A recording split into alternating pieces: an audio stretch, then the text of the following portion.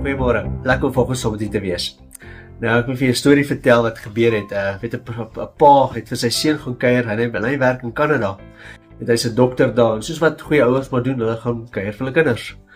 En terwyl daar so is, sê die seun vir sy pa, hoor, kom ek vat jou bietjie, ons 'n bietjie vir 'n roadtrip, weet jy, ons ry 'n bietjie rond. En hulle ry deur die stad en deur die buitewyke van die stad en bietjie in die platteland, ry hulle deur en goeters. En die seun vra vir die pa, het jy iets agtergekom?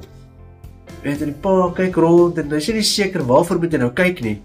En hy vra nee, wat bedoel jy? Hy sê pa, let op hoe die mense die patreels gebruik. En hy kyk toe daarna en let 'n bietjie op daarna en hy kom agter maar die mense is nogal pynlik oor hoe hulle die patreels navolg.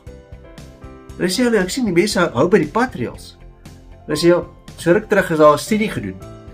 En die studie het bevind dat 'n mens kan sien wat die morele waardes van 'n land is, net deur hoe die mense die patreels gehoorsaam. Dit is nogal iets om oor te dink. Mens kan 'n land se morele waarde bepaal deur te sien hoe mense die patreels gehoorsaam.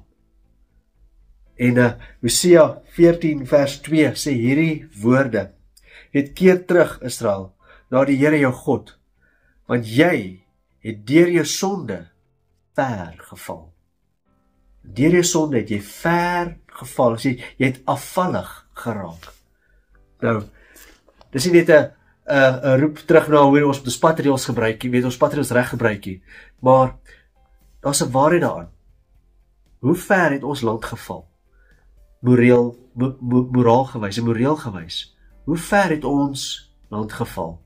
Mens kan dit sien deur hoe ons patreels gebruik. Nou, laat ons nie skuldig wees daaraan nie. Laat ons nie skuldig wees aan daai ding van, weet, hoe ons die basiese goedjies in ons lewens nalat nie. Want dit bepaal selfs ons morele waardes. Iets om oor te dink, nee. Kom ons bid saam. Here, dankie dat ons uit kon terugkeer. Here, U roep ons elke keer terug. Keer terug na my. Here, ons is 'n land, Here. Ons is 'n gemeenskap, Here. Ons keer terug na U. En ons sê, Here Jesus, U is ons God, U is ons Heer. En ons bid U, U is die hoof van die kerk. En ons keer terug na U. In Jesus naam bid ons.